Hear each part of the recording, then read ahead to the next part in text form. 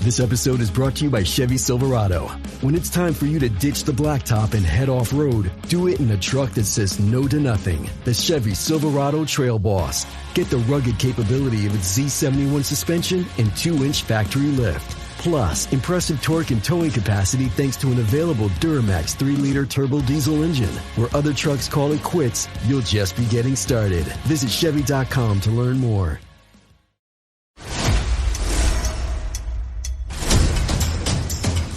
"24 chefs, 24 culinary showdowns for 24 hours straight. Which chef will outcook, outpace, outlast the competition?" No chef escapes the clock. Season premiere, 24 and 24, Last Chef Standing, Sunday, April 27th at 8. See it first on Food Network. Stream next day on Max. This episode is brought to you by State Farm. You might say all kinds of stuff when things go wrong, but these are the words you really need to remember. Like a good neighbor, State Farm is there. They've got options to fit your unique insurance needs, meaning you can talk to your agent to choose the coverage you need, have coverage options to protect the things you value most, file a claim right on the State Farm mobile app, and even reach a real person when you need to talk to someone. Like a good neighbor, State Farm is there.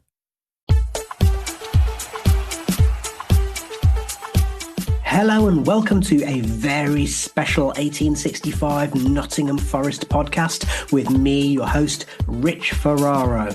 In just a few minutes, we are going to go over to the 1865 news desk. But before we do, I just want to point out that this show is going to be slightly different from my usual Friday 5 roundups. Yes, we're going to hear the news stories in a second, and we are going to speak to our good friend, the Maradona of the Midlands. But this show is going to not just touch upon some of those news stories, but we are looking forward to a big day out this Sunday as Forest head to Wembley for the FA Cup semi-final against Manchester City. Woof. Anyway, before we say hello to the Maradona of the Midlands, let's head over to the news desk and hear from our news hound, Jamie Martin. Hi, this is Jamie Martin with your top 5 Forest news stories, with all the top stories from this week. Now, story number 1, Forest have triumphed in a massive win over Spurs. Nottingham Forest secured a crucial 2-1 victory over Tottenham Hotspur at Tottenham Hotspur Stadium, propelling them back into 3rd place in the Premier League after a tough spell of form. For Spurs, the result pushes Ange Postecoglou further down the plank and ready to be pushed at season end. Forest will next face Brentford in the Premier League after Wembley affair this weekend, with Spurs balancing Premier League football ahead of a Europa League semi-final against Bodo Glimt.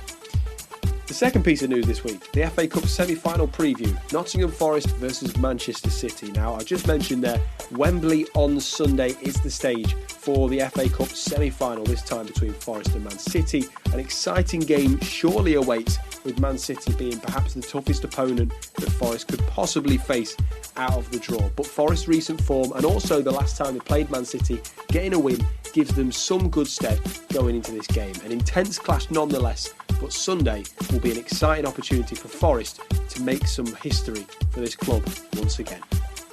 The third piece of news this week, Nottingham Forest women's team hosts West Bromwich Albion at the City Ground. The Nottingham Forest women's team set to face West Brom at the City Ground on Saturday the 26th of April at 2 o'clock. The match is crucial as Forest could clinch the title in a huge victory which would send them to the Women's Championship. A brilliant season with some silverware would be incredible, and even if Forest lost a huge goal swing, and yes, larger than 6, those who know, would be needed to be the title winners. A massive result it would be, and Nottingham Forest women firmly doing the club proud this season, and I'm sure they'll continue to do so going forward. The fourth piece of news this week, the B Team's International Cup final opponents have been confirmed. After a successful late extra time win over Spanish side Athletic Bilbao recently, the opponents for Nottingham Forest B Team in the cup final have been confirmed. Forest will face French outfit Lyon in the final, with venue, time and more general details to be confirmed soon. Regardless of the result, a superb run from the younger side, who could soon clinch silverware in the Premier League's International Cup. And such a run and indeed win would put Forest Academy in even better stead and become even more attractive for young footballing prospects. This just more evidence of Forest's youth development pathway further improving and showing good signs at the moment. Good luck to the B team, and we'll keep you up to date with that. The final piece of news this week, Brian Mbuemo has been considered following a Cunha transfer fallout. With Matheus Cunha now on the brink of a move to a struggling Manchester United in a £60 million plus deal, Forest have reportedly turned their attention to Brentford star Brian Mbuemo. Forest were reportedly interested in the winger before, alongside his colleague Johan Wissa, but despite this, nothing came to fruition. Forest would have to battle with other admirers as well as strong internal pull from Brentford to pry Mbuemo away from the club, but Forest are reported to be interested and willing to spend big this summer to secure his signature or someone with that profile. So that is the latest from the 1865 news desk. Without a doubt, we'll have more news coming up for you very, very soon in the coming weeks. Do stick in and tune in even to the podcast and keep liking, following and subscribing, and we'll bring you all the latest news and all the latest Forest chat here at the 1865 news desk and the 1865 podcast. Take care. See you next week. Thank you so much, Jamie. And obviously there's a few stories there that are fairly self-explanatory. So because we want to focus upon the semi-final, I'm not going to dwell too much on each one of those, but I will say hello to the Maradona of the Midlands. How are you doing? Wembley! Well, I think that answers that question. We'll get on to the excitement of Wembley in just a second. Before we do, I do want to start by saying there's another thing to be very, very excited about, which is that the women's team hopefully will seal the National League title on Sunday. Now, of course, the scheduling gods have been unkind to us. I think there's lots of people who would be down at the City Ground on Sunday who aren't going to get that chance because they are going to be heading down to Wembley to watch the men's team. But we've talked about this before, Maradona. It's been a fabulous season. The move to become professional, the money ploughed in, it's all had a really transformative effect on women's football. And the fact that they're playing at the City Ground on a regular basis adds to the sense of occasion. Obviously, we've got our fingers and toes and everything crossed.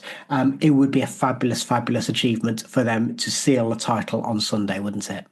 Yeah, sort of run out of things to say about the team this season. Is they just keep on producing these fabulous results and performances, far exceeded anybody's expectations. I think probably even in the club they couldn't dreamt that it would have gone quite so well.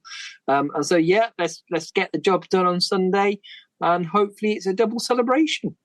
Yeah, absolutely. And all I will say is if you are Nottingham based and you are somebody who is able to get down to the ground because you haven't got a ticket for Wembley, then by all means get yourself down to the ground. You can go and watch that game. You can then make it home in time to watch the semi-finals, so you can have the best of all worlds. And really, really encourage you to do so if you can. Just to be aware, the kickoff obviously at the City Ground is at 2:00, so you should have a chance to finish watching the match. Hopefully, if we win the title, the celebrations won't go on for too long so that you can have enough chance to get home and watch kickoff in the men's semi-final. The other story that Jamie is bringing is just that I do want to talk about a little bit, is just a reflection upon that victory against Spurs.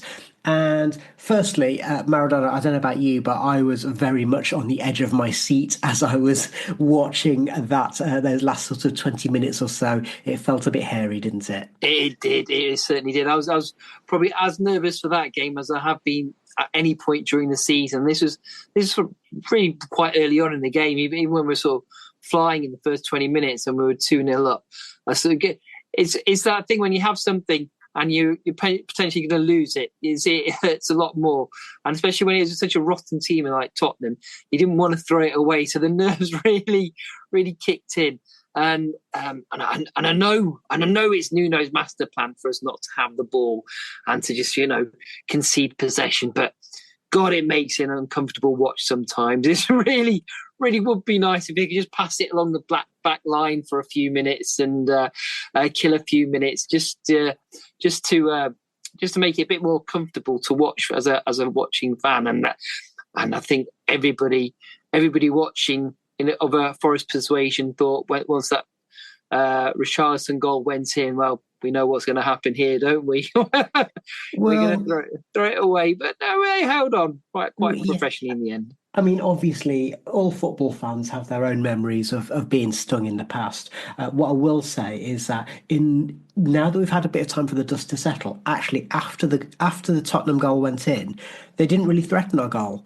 And Forest actually managed the game, particularly during injury time. They managed it quite well. And of course, leading to Taiwo going down to the corner flag right towards the end, which he did very, very well, I thought. And I mean, one of the things that I want to reflect upon, not just for that match, but also thinking about the matches that are to come, starting with Sunday, is I think the consensus amongst Forest fans was that it was a mistake to bring on Morato and go to the back five at half time. Now, even if Alanga, is a planned substitution or whatever to bring him off at half time, going to the back five didn't work for a full 45 minutes plus stoppage time, did it?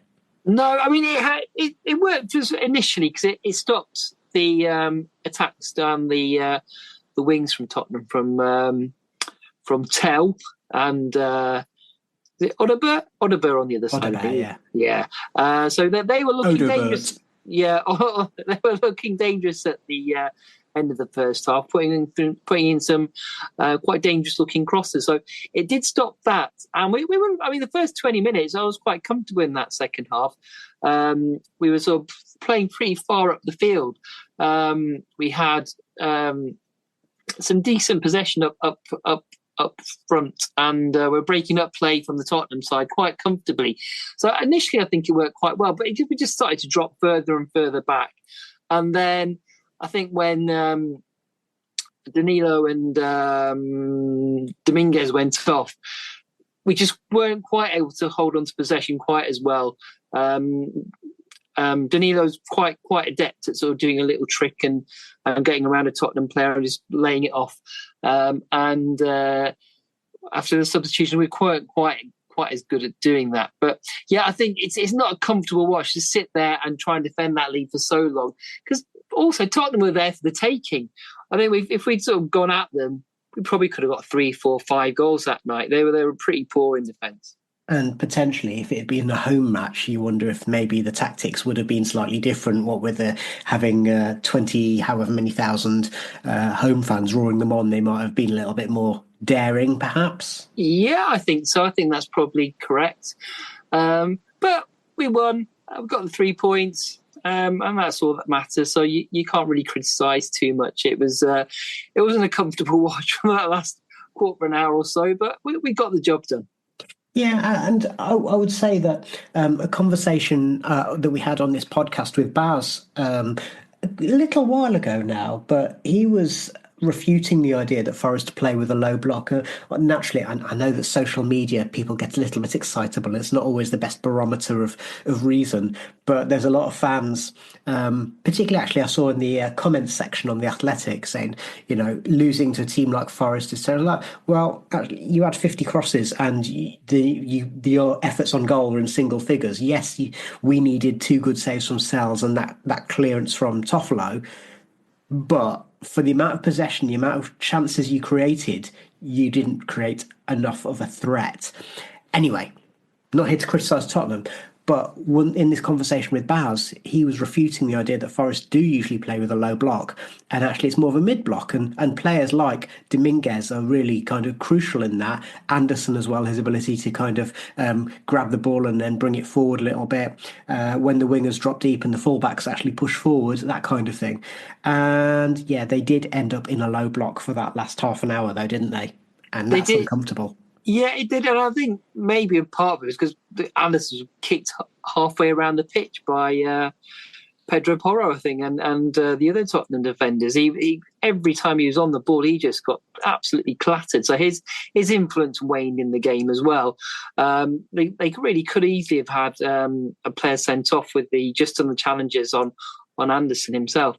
But yeah, they just fell back further and further. When you got a 2-goal lead, it's easy to do that. But it's often said, and it kept on coming into my head, a 2-goal lead is the most dangerous scoreline in football, and it almost proved that. But I think we just had to have a little bit more confidence in ourselves and just go at them, because they are rotten, that Tottenham team. They really are poor. And I mean, they've got the name Tottenham and the big stadium, but look at where they are in the table. And at this point in the season, the table does not lie. They are the fourth or fifth worst team in the league. And so we should have, if it was anybody else, if we were playing, I don't know, West Ham or Wolves, we would have expected to go there and win without too many issues. So, I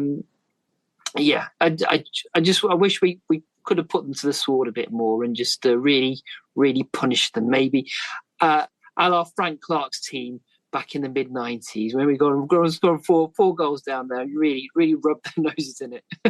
Well, yeah. Our very own Jeremy Davis, our sketch writer, quite possibly his favourite Forest match ever. I'm just going to also bring in there the idea that playing, the fullbacks will really run ragged, as you'd mentioned. But once again, I thought Nico Dominguez was absolutely magnificent while he was on the pitch. Yeah, he was good. I mean, there's always that debate whether it should be him or Yates. But just on the ball, he's got that little bit more about him.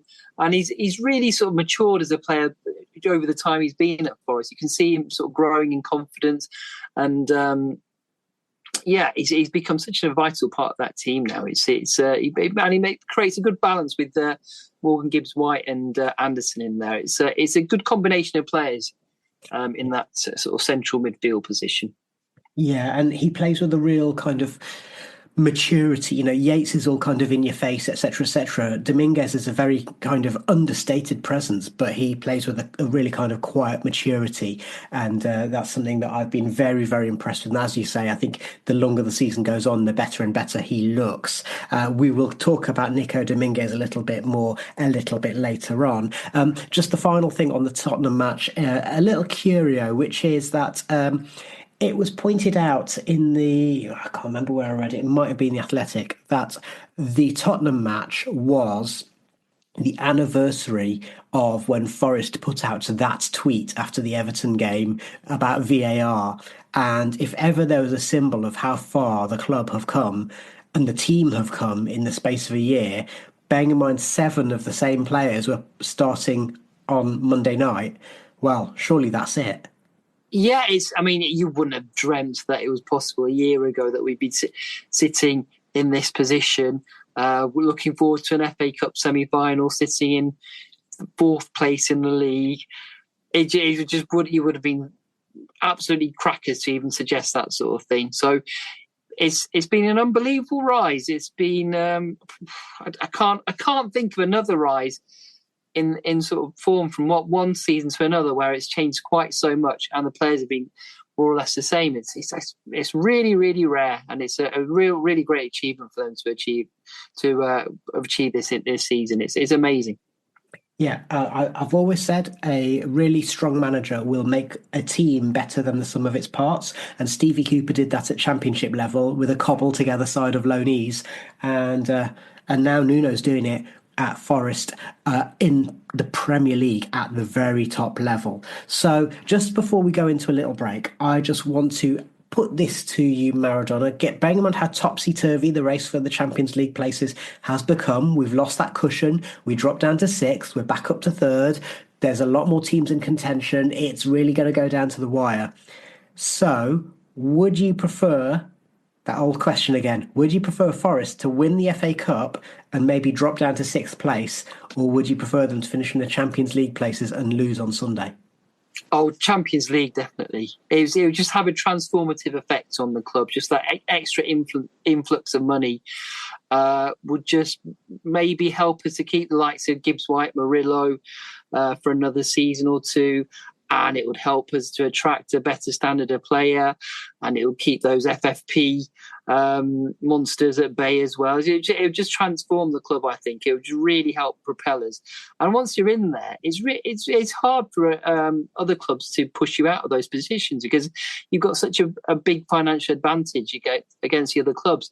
Maybe not teams like Manchester City or Liverpool, but say other pretenders to the crown like Brighton or Bournemouth or Fulham, who were sort of eyeing up our sort of position in the league, it would just catapult us away from them. And so, as unromantic as it is, I would rather take the Champions League over the FA Cup. But I think we can do both. And there's nothing, after everything we've achieved in this season, there's no reason why we can't have both.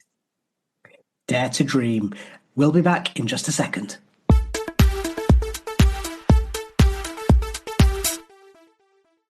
The spirit of innovation is deeply ingrained in America, and Google is helping Americans innovate in ways both big and small. The Department of Defense is working with Google to help secure America's digital defense systems, from establishing cloud-based zero-trust solutions to deploying the latest AI technology. This is a new era of American innovation. Find out more at g.co/American innovation.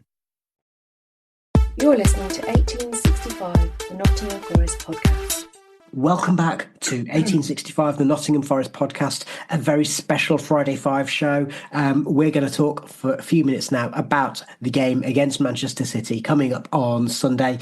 And the first thing to know, actually, just before the break, Maradona, you were mentioning that, you know, this keeping hold of some of those players, the Murillos and the Gibbs Whites. And of course, there's renewed speculation that Manchester City are interested in Gibbs White. Now, I don't want to go over old ground. A couple of weeks ago, Amilcar and I were discussing about how it just doesn't seem like a move that would work in so many ways. For various reasons, but not least of all for footballing reasons. I'm not sure that it would be the right move for Morgan. Anyway, if we get to the Champions League, hopefully that won't be a problem. But when it comes to personnel on Sunday, we've got the squad's looking a little bit thin, isn't it? Now, at the time of recording, we haven't heard any news about Ola Aina, but bearing in mind that Nico Williams is suspended, Ryan Yates is suspended, that means that even if we go for the emergency option of trying to play Nico Dominguez at right back, that'll leave us thin in midfield, won't it? Yeah, I mean, I assume it will be Toffolo and I've forgotten his name now. Moreno. Moreno. He's made a big impression on you this season. And when those get confusing because there's Moreno, Morera. It gets confusing. Anyway, so I assume they will both play and we will leave the midfield untouched. I can't. That's probably part of the reason why Harry Toffolo played on Saturday, just to get, not on Saturday, against Tottenham, just to get some minutes into his legs before the big game. I really hope Ola Aina is fit, and he smiled at George at the recent European B team game when George asked him, George from the pod, George Edwards, he asked him, when are you going to be fit, Ola? And he smiled at him. Now you can take that either way, either smiling, I don't know, might be 6 months, or smiling, well, it might be sooner than you think. But let's hope it is sooner than we think. Well, yeah. And actually, you accidentally mentioned the wild card option. So let's go through what the likely options are. So option number one is that they play both the left backs and play one of them at right back. I would be particularly uncomfortable with that. One of the things that anyone who's watched football knows is that left-footed players tend to be very left-footed. They tend to lack the ability to kind of do much more than stand on their right leg. And certainly I've not seen anything from either Toff or Moreno to suggest that they'd be able to get it right. Whereas actually I think Nico, one of the things I like about him as a right-footed left-back, obviously he's got lots of experience of doing that for Wales as well as for Forest now, but I actually think that his perspective on what he sees in front of him is actually improved by his body shape, and that's why I think he looks better at left-back than he does at right-back. That's just my opinion. So would that be alarming to you if we were playing a left footer at right back? Well, not alarming. We haven't got a choice, have we? We'll just have to do it. I mean, if we had Nico Williams and Ola Aina fit, I'd be 100% confident that we would win the match against City. Because they're just such vital players for us. I mean, so good for us this season. Taking them both out does hamper us a great deal. It really just sort of takes us from being the favourites, in my opinion, to being the second favourites now, and then they're having City having the advantage. But you never know. It's Wembley. It's the FA Cup. It's the magic of the cup. And funny things happen. And City aren't the all-conquering juggernaut they once were. They aren't that uber-efficient winning machine that Pep had built. They're a flawed team now. And they're not, they are beatable. They are beatable. They've got players like De Bruyne, who hasn't got necessarily the legs anymore.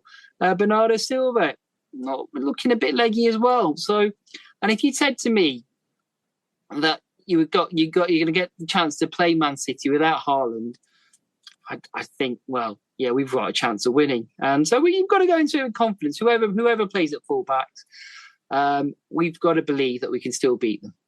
Yeah, you know what? You've thrown lots of things out there, and I shall come back to some of them in just a minute. I want to keep running through what the potential team options might be in the meantime. So option number 2 is, and presumably this is not a preferred option, is to play Nico Dominguez at right back. He did play at right wing back against Aston Villa. Let's be honest, in the first half he had a bit of a nightmare. Villa targeted him. Both the goals came down that sort of left channel. One of them was Morata losing concentration. The other one, poor Nico got turned inside out, leading to the cross in to create Aston Villa's second goal. So I suspect that might be more likely if Nuno chooses to go with a back 3.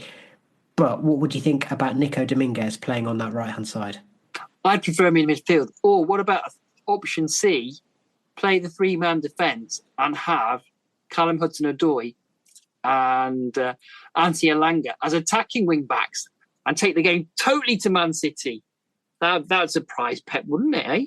He wasn't expecting that, would he? It would be bold. So bold. So option 3, go for the back 3. And if you're to go for the back 3, would you do what they did against Villa, which is play Milenkovic in the centre of that back 3, Morata on the right, and then Murillo on the left? Or would you go for what they've done when Morata's come on as a sub, which is to play Morata on the left, Murillo in the centre, and Milenkovic on the right? Gosh, now you're asking. I haven't thought about it quite so deeply as you have. Well, I've thought about it because when Morata's played on the right-hand side, again, he's a left footer. So I think it means that that whole thing about body shape and how you were kind of addressing the play, I wonder if that's going to be a little bit of a hindrance. But equally, you play Milenkovic not in the centre. He's the obvious candidate to play in the centre because he's just so commanding and he can direct traffic from there. Yeah, I mean, I think I prefer that option. I do like Milenkovic, just sort of being the leader figure there. And that sort of pivot where nobody can get past. So yeah, I'd go with that option. Okay. Although I don't have strong feelings about it either way, to be honest. Well, okay. Let's ask a different question then. So, do you have strong feelings about whether we should play a back 4 or a back 3? Oh dear, it is tricky. I would say let's go with a back 4 to start off with. I think that's the way we've played at our best this season. Most comfortable, and they're not really playing with an out-and-out striker at the moment. City, they're Marmouche. I watched him against Villa. He spends a hell of a lot of time just hanging around on the sort of the left wing area. So there's I fear that if we do go for 3 at the back, there'd be sort of gaps left in between them where they're just standing around not having anybody to mark, and it'll make them a little bit suspect to those deeper runs. So let's go with a 4 start off with, whether even if it is with the second choice fullbacks, and just have confidence. We're a better team than Man City. This year we've shown it this season. Even when we lost away to them, we should have won that game. That's one of the big regrets of the season. If we'd won that game, we'd be comfortably in third right now. So just they've got to believe. There's nothing to fear. They're a flawed opponent, and they've got a manic Spaniard in charge of them who's going to go. Why is he doing that spitting thing? Well, actually, just that horrible dry spitting thing and jumping around. And well, we've got like a Jedi master on our bench in Nuno. He just says very cool, says the right calming words, and I think he's going to win out against his Spanish opponent on Sunday. Okay. I am going to put to you, I've not finished with the right back options, by the way. Oh, God, my goodness. Come on. All right, then. Eric da Silva Moreira, I don't know if I have a feeling he might not be fit, but if he's fit, would you just play him as a wild card, bearing in mind he is actually a right back? I wouldn't know, because I just think it's a lot to ask for somebody who's played so little football and is as inexperienced as he is to come in at that level. I was thinking that we're at a bit of a disadvantage because City, Wembley's been their second home these past few seasons. So their players have a lot more experience. But then when I started thinking about it, I was thinking, well, Morgan Gibbs-White's been hanging around the England team last year or so he's used to playing there. I'm sure Callum Hudson-Odoi and Elanga would have been there with their old clubs. We've got experienced men in like Milenkovic in there at the back, so maybe we're not as inexperienced as I feared, and so I think you need to have a more settled, experienced lineup just because of the occasion, and because he's played so little football. At best I'd have him on the bench. Okie doke. Okay. Now, Neil, our friend Neil from the Anfield Wrap, put it to me earlier that actually, if Haaland is out, it in some ways makes City more dangerous because it means that they basically have to play with like a front six. So yes, although Marmoush does drop deeper, and although Bernardo Silva and Kevin De Bruyne don't have the legs they used to, it does mean that they attack more as a unit, whereas Haaland is basically a number 9 and therefore provides that focal point and means that maybe some of the other players are a bit more static. What do you think to that theory? Yeah, I mean, people do have held that line of thought this season that they're not particularly good when he plays. They don't play to his strengths. They don't sort of give him little slide balls through or crosses and things.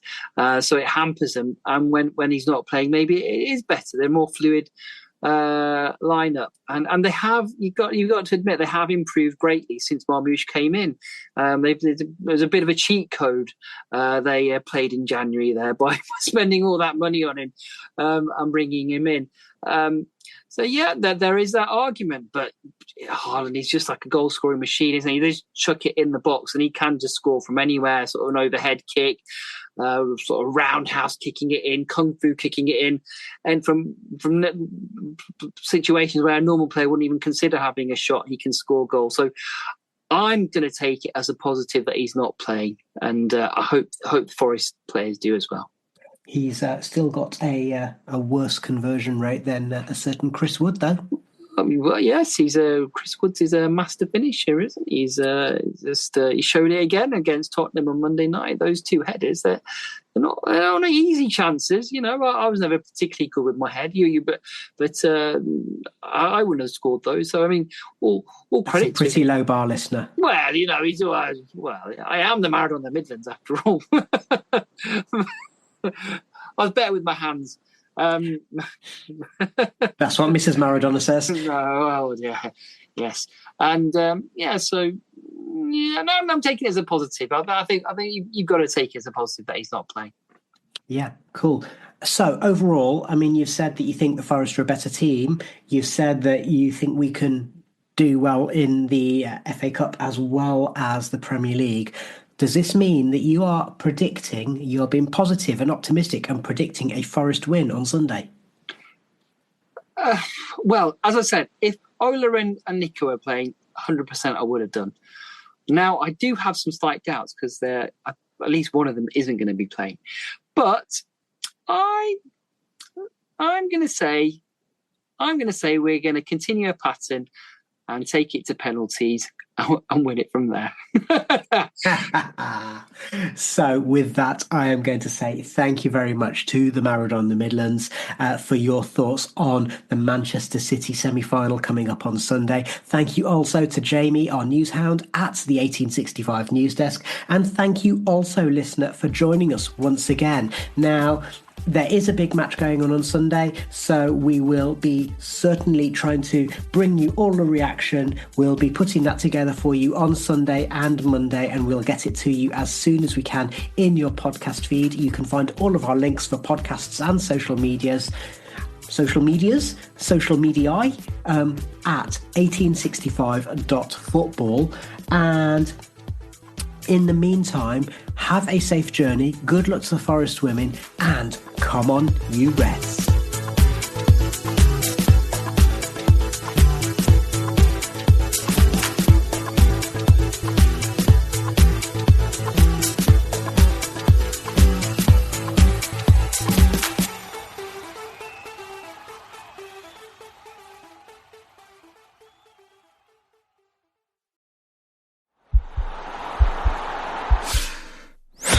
This podcast is part of the Sports Social Podcast Network.